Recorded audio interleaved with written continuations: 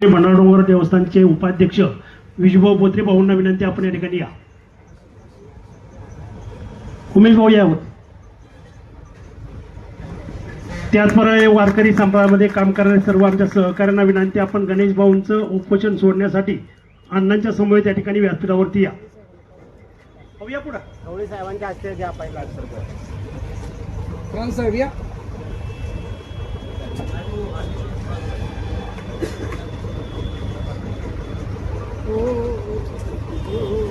सगळे पाच एक मिनिट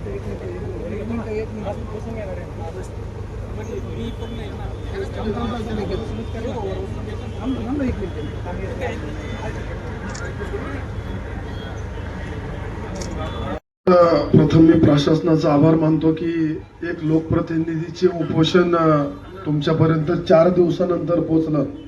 ही खरं तर एक खंत आहे. खऱ्या अर्थानं हे उपोषण उभं करत असताना ह्या परिसरामधील कामगार वर्ग असेल, माझ्या माता भगिनी असतील, स्कूलमध्ये जाणारे लहान लहान मुलं असतील, त्याचबरोबर इंडस्ट्रीमध्ये काम करायला जाणारा कामगार वर्ग असेल, अधिकारी वर्ग असेल, माझे पोलीस बांधव असतील आणि ह्या रोडने प्रवास करणारा ड्रायव्हर असेल किंवा प्रत्येक व्यक्तीसाठी हे उपोषण आम्ही त्या ठिकाणी उभं केलं होतं. मग अशा अण्णांनी उल्लेख केला, खरं तर हे कुठल्याही पक्षाचं उपोषण नव्हतं.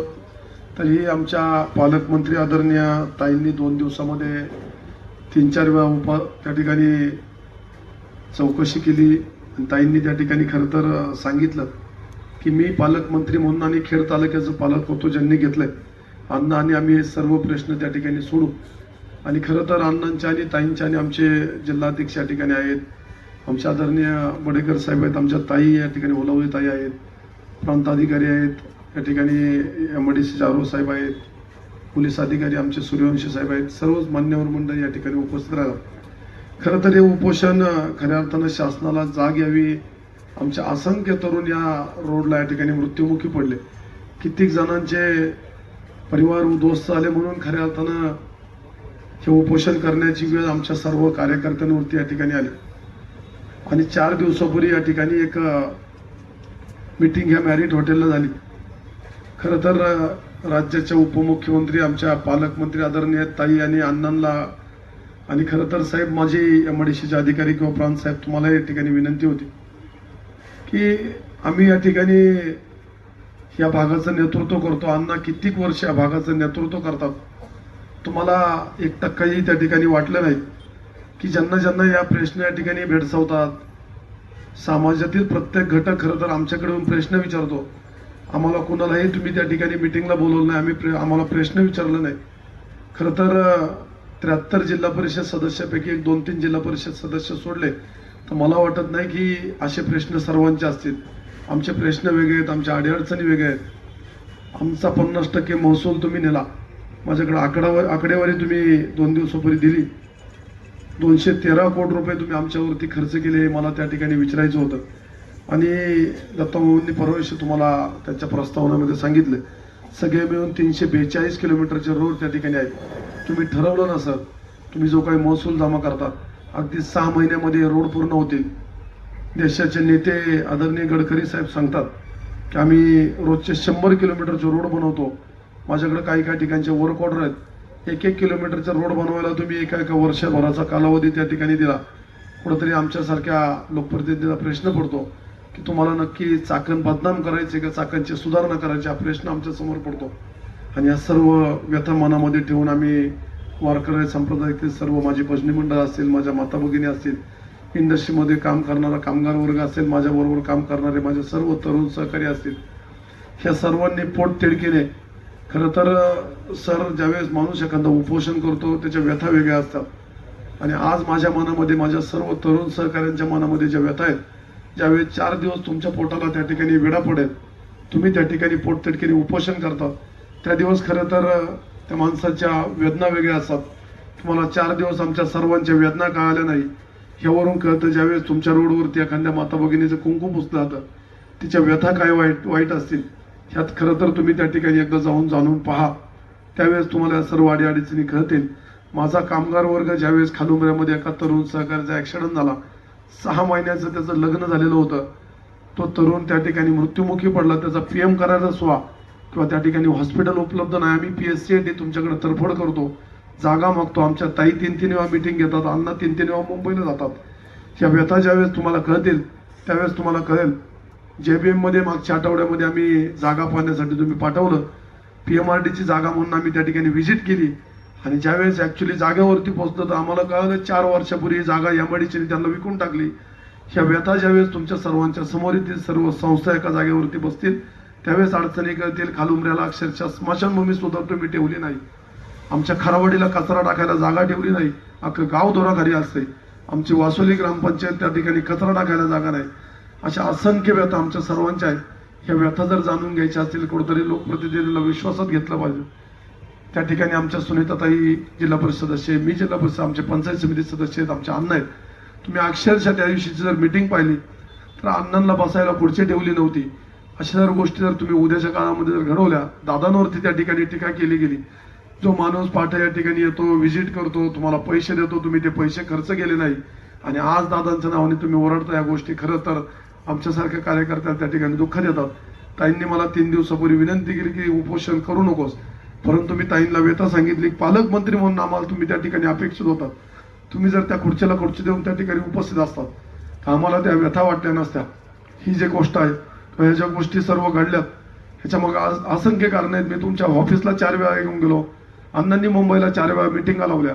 तुम्हाला त्या ठिकाणी त्या गोष्टी काही गरजेच्या वाटल्या नाही म्हणून इतक्या सर्व गोष्टी आम्हाला आज अंगावरती घ्यायला लागल्या.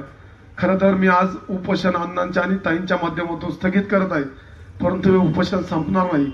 हे आमच्या ग्रामस्थांचे प्रश्न त्या ठिकाणी संपणार नाही.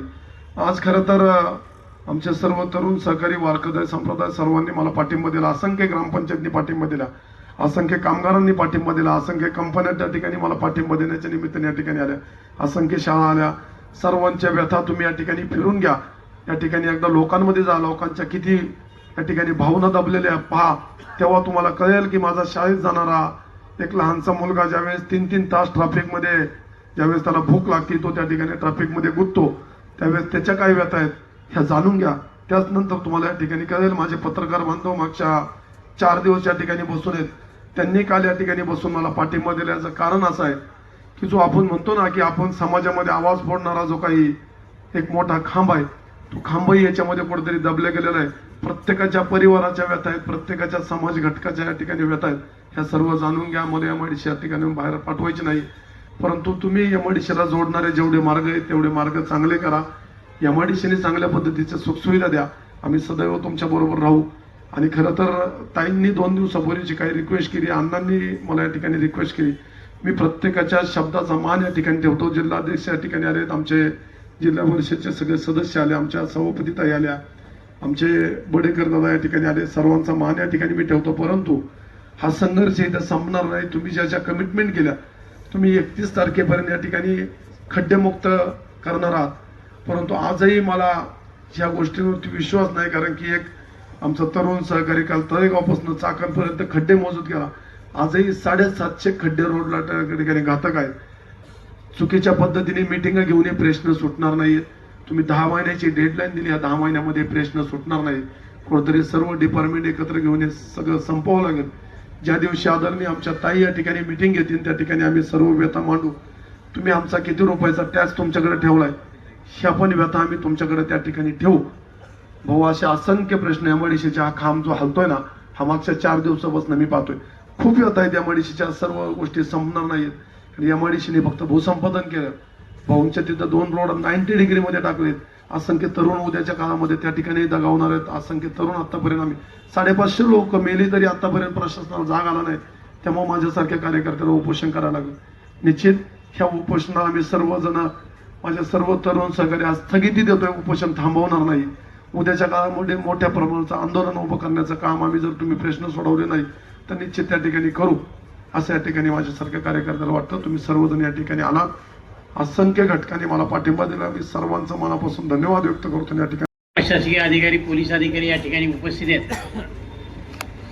आमचे जिल्हा राष्ट्रवादीचे अध्यक्ष कोरेकर साहेब उपस्थित आहेत, बडेकर साहेब उपस्थित आहेत, होळावडेताई उपस्थित आहेत, अनेक जिल्हा परिषद सदस्य उपस्थित आहेत, अनेक पंचायत समिती सदस्य उपस्थित आहेत, तालुक्याला अनेक मान्यवर मंडळी आहेत.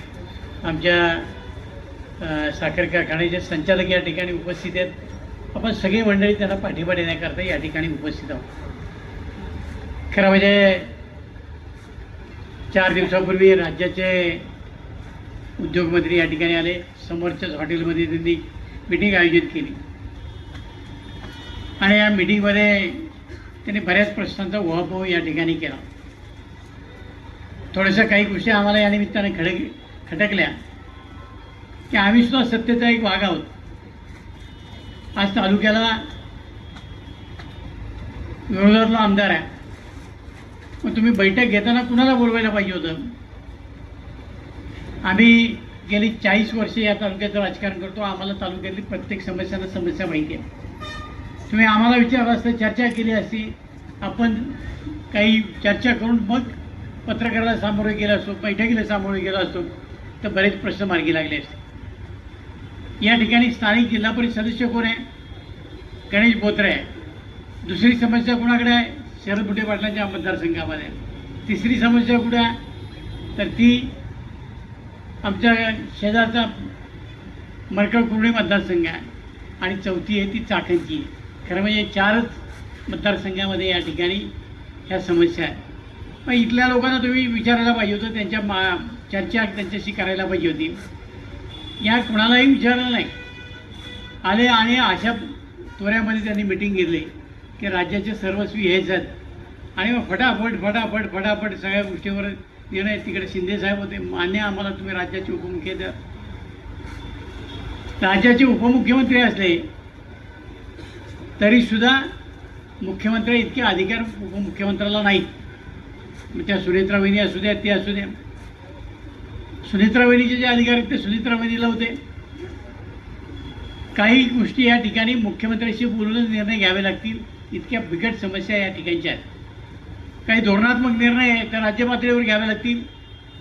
असा कुठलाही निर्णय तिकडे शिंदे साहेबांनी पडापड उत्तर द्यायची, इकडे यांनी बोलायचे 2-2.25 तास मिटिंग झाली. निष्पन्न काय झालं? अशाच प्रकारची मिटिंग अजितदादांनी घेतली होती. भल्या पहाटे अजितदादा इथं आले, सगळी पाहणी केली आणि मग पाहणी करून या ठिकाणी सगळ्या अधिकाऱ्यांची PMRDमध्ये मिटिंग घेतली, सूचना दिल्या. दादानी सूचना दिल्यानंतर गेल्या 8-9 महिन्यात काहीच झालं नाही. गेल्या वर्षी या ठिकाणी अशा प्रकारची समस्या निर्माण झाली. 10 कोटी रुपये निधी खड्डे बुजवण्याकरता गेली. 10 कोटीमध्ये चाकणपासून तर भाडुंगेपर्यंत अख्खा रस्ता परत एकदा डांबरीकरण झाला असता. 10 कोटी कुठे गेले सांगता येत नाही. ज्या ठिकाणी खड्डे पडले त्याच ठिकाणी यंदा परत खड्डे पडले. म्हणजे खड्डे पुढं बुजवण्याची जी पद्धत होती 100% चुकीची होती असं म्हणायला हरकत नाही. यावर्षी आत्तापर्यंत म्हटले 5 कोटी रुपये गेलेत. 5 कोटी गेले कुठं? मी कॉन्ट्रॅक्टरला विचारतो, म्हटलं यातला 1 रुपया मिळाला नाही म्हणून मी काम करत नाही. इकडे उद्योगमंत्री सांगतात की आमच्याकडे पैशाला तोटा नाही, आम्ही पैसे द्यायला तयार आहोत. मग 2 वर्ष झालं तळावडे तर सॅनिक कंपनीच्या तिथले कॉन्क्रिटीकरण होत नाही. मग तुमच्याकडे पैसे, तर मग पैसे जर द्यायचे असतील तर अडचणी कुठल्या आहेत? आपल्याकडे MIDCचं ॲक्विजिशन आहे, हे आमचे प्रांत अधिकारी, तहसील कार्यालय, कलेक्टर करतात. वाटायचं काम RO करतात आणि इथल्या रस्त्याच्या करता वेगळ्या आहे. 3 वेगवेगळ्या एजन्सी, यांचा कुठलाही समन्वय नाही. कुठेही समन्वय यांचा नाही. मग आम्ही जर RO कडे गेलो आहोत, तुम्ही आमचे प्लॉट घेतलेत, इथं रस्ता नाही, इथं रस्ता नीट नाही, ते म्हणतात ते माझं काम नाही, ते काम आमच्या बांधकाम विभागाचं आहे. बांधकाम विभाग भोसरीला, RO बसतात पुण्याला, आणि मग एका खिडकीखाली तुमचं हे काय येत नाही. तिथं आल्यानंतर ह्या सगळ्या समस्या कोण सोडवणार? याला कुणीतरी मालक आहे की नाही? यांचा मालक मुंबईला बसला असतो. मागच्या कालखंडामध्ये देसाई साहेब राज्याचे उद्योगमंत्री होते. देसाई साहेबांनी खातं चालवलंच नाही, त्यांच्या मुलांनी चालवलं. त्यांनी एक ऑफिस पुण्यामध्ये थाटलं आणि कुणाला प्लॉट वाटायचा, कुठला वाटायचा हे त्यांनी ठरवलं. त्यानंतर उद्योगमंत्री उदय सामंत आले. उदय सावंतांनी सुद्धा हे खातं चालवणार, त्याच्या भावानी भैयासाहेबांनी हे खातं चालवलं. कुठला प्लॉट कुणाला द्यायचा, कुठला काय द्यायचं. काही विभागामध्ये त्यांना मी फोन केला, हो तुम्ही ते उद्योगमंत्र्याचे बंधू आहात, इथं अनेक समस्या आहेत, माझा नंबर दिला कोणी तुम्हाला ते सांगा. अरे आता ते आमदार झाले, त्यांना कळतील आमदाराच्या काय व्यथा असतील त्या. पण जर उद्योगमंत्र्यांचं ऑफिस, उद्योगमंत्र्यांचं खातं उद्योगमंत्री चालवून त्यांना काय समस्या इथल्या कळणार आहे. परवा ते आल्यानंतर अनेक प्रकारच्या घोषणा त्यांनी केल्या. पण तुम्ही यायच्या अगोदर तुमच्या कार्यकर्त्यांनी काय काय मुक्ता फळं वाहिली ती तुम्ही एकदा बघायला पाहिजे. आता इथं बसलेल्या प्रत्येक माणसाला माहिती आहे की पुणे जिल्ह्यामध्ये जेवढी धरणं झाली, एक मुळशी आणि दुसरं भाटघरचं धरण झाले, तर सगळीच्या सगळी धरणं पवार साहेबांच्या कालखंडामध्ये झाली. हे तर तुम्हाला सगळ्यांना मान्य आहे. 5 धरणं झाली जुन्नरमध्ये, 1 धरण झालं आंबेगावमध्ये, 3 धरणं झाली खेडमध्ये, भोरमध्ये 2 धरणं झाली. पण ही सगळी धरणं किंवा मुळशीमध्ये काही धरणं झाली, परसगाव झालं, ही सगळी धरणं पवारसाहेबांनी केली. अजितदादांनी काय केलं? आज महाराष्ट्राच्या राजकारणामध्ये दादा गेल्यानंतर पहिल्यांदा एका नेत्याची जयंती साजरी करण्याकरता सरकारनं GR काढला. काम केलं नसतं तर एक कार्यकर्ता उठला आणि म्हणला सगळं राष्ट्रवादीने वाटोळं केलं आणि या चुलत्या पुटण्याने अख्खा 40 वर्ष म्हणले हा जिल्हा कुजवला. ज्याची लायकी नाही अशी माणसं बोलायला लागली आणि सांगायला लागली की ते पूल अमक्याच्या काळ. तुम्ही इतिहास तरी माहिती घ्या, पूल कोणाच्या कालखंडामध्ये झाले. ते पूल 2002 साली, त्यावेळेला मी आमदार नव्हतो. 2003 साली ते पूल झाले, त्यावेळेला नारायण पवार आमदार होते आणि 2004ला मी आमदार झालो. म्हणजे दिलीप होते त्या कालखंडामध्ये पूल झाला. राष्ट्रवादीने वाटोळं केलं. तुम्ही आम्हाला नावं ठेवायला आले होते काही इथे MIDCच्या PMRDच्या समस्या सोडवायला आले होते. आणि मग जर तुम्ही आम्हाला तिथे घेऊन बसला असतात, आम्ही तुम्हाला काही 4 गोष्टी सांगितल्या असत्या, तुमचे आमचे प्रश्न या ठिकाणी सुटले असते. परंतु तुम्ही शिवसेनेचा आमदार घेऊन बसतात, तुम्ही काँग्रेसचा खासदार घेऊन आणि लोकांना सांगता बघा आमच्यावर किती विश्वास आहे. कोणाचा विश्वास? कोणाचा आहे? ते आपल्या विरोधातले लोक आहेत त्यांचा. तुम्ही आम्हाला अडचणीमध्ये आणत असाल, आमच्या पक्षाला अडचणीमध्ये आणत असाल, तर आम्ही सुद्धा सत्तेमध्ये सहभागी आहोत. इथं भारतीय जनता पक्षाचे कार्यकर्ते बोलवले नाही, तुम्ही राष्ट्रवादीचे बोलवले नाही, तुम्ही विरोधातले लोक घेऊन बसतात आणि इथल्या समस्या. आणि मग नाईविलाजानं या ठिकाणी अगोदरच आमचं ठरलं होतं उपोषण करायचं. पण त्या दिवशीचा घृणास्पद प्रकार पाहिल्यानंतर आमच्या गणेश बोत्रेंनी ठरवलं की आपल्याला सुद्धा आपल्या पद्धतीने आंदोलन करायचं आणि त्यांनी या ठिकाणी आंदोलन सुरू केलं. आम्ही सगळी मंडळी त्यांच्या पाठीमागे आहोत. कारण एक उभरतं नेतृत्व आहे, काम करणारं नेतृत्व आहे. या काम करणाऱ्या नेतृत्वाच्या पाठीमागे उभं राहिलं पाहिजे. आज गणेश बोत्रेचा मतदारसंघ कुठं? माळुंगे, नाणेकरवाडी, खराबवाडी, बेरदवडी, माळुंगे, तुमचं खालुमरे, येलवाडी, सांगुर्डी, इकडे वरती शिंदे, वासुली, सावरदरी, हा सगळा जो मतदारसंघ MIDCचा आहे. त्यानंतर गुटे पाटलाचा मतदारसंघ आहे, त्यांच्या मतदारसुद्धा MIDC आहे. 2 माणसं प्रमुख होती, यांना विश्वासात घ्यायला पाहिजे होतं. आणि कायदा असं सांगतो की जिल्हा परिषदेचे जे रस्ते त्याच्यावर जिल्हा परिषदेला खर्च करता येतो, पण तो जिल्हा परिषद अध्यक्षाला बोलवायला पाहिजे होतं, DPDC करता पालकमंत्री पाहिजे होते आणि सगळ्यांनी मिळून ठरवलं असतं तर इथले प्रश्न सुटले असते. आणि तुम्ही सांगून टाकलं की हे मी करतो ते मी करतो. MIDCला इतर वेळेला तुम्ही सांगता की आम्हाला MIDCच्या बाहेर खर्च करता येत नाही. मग हे सगळे रस्ते तुम्ही करून देणार आहात का? तुम्ही MIDCची डेव्हलपमेंट करताना आमचे जिल्हा परिषदेचे रस्ते वापरता. आमचं त्या ठिकाणी जो रोलर असतो फार फार तर 10 टनी साधारणतः आमचा रोलर असतो. तुमच्या आज गाड्या ज्या येतात 40-40 तासाच्या गाड्या येतात, काय रस्त्याचं वाटोळं होत असेल. आज एवढ्या मोठ्या डेव्हलपमेंट चाललेल्या आहेत, त्याने हे सगळे रस्ते खराब झाले आहेत. मातीच्या मुरमाच्या गाड्या येतात, आज तुम्ही जर पहिले 20-20 टनाच्या गाड्या येतात. हे सगळे डेव्हलपमेंट होतात, आमचे रस्ते खराब झाले. तुमच्यामुळं आम्हाला त्रास होतोय, तरी आम्ही या सगळ्या उद्योगपतींचं या ठिकाणी सहन करतोय. आम्हाला फायदा काहीच नाही आहे. आमच्या मुलांना या ठिकाणी कामाला घेतलं जात नाही, आमच्या मुलांना इथं ठेका दिला जात नाही. आणि मग आज उद्योगपती तुम्हाला सांगायला लागले की तुम्ही आमकं केलं नाही तर आम्ही कंपन्या घेऊन जातो, आणि मग आकडेवारी आली, एवढे कारखाने बंद झाले, एवढे स्थलांतरित झाले. आता बाहेरनं काम करणे.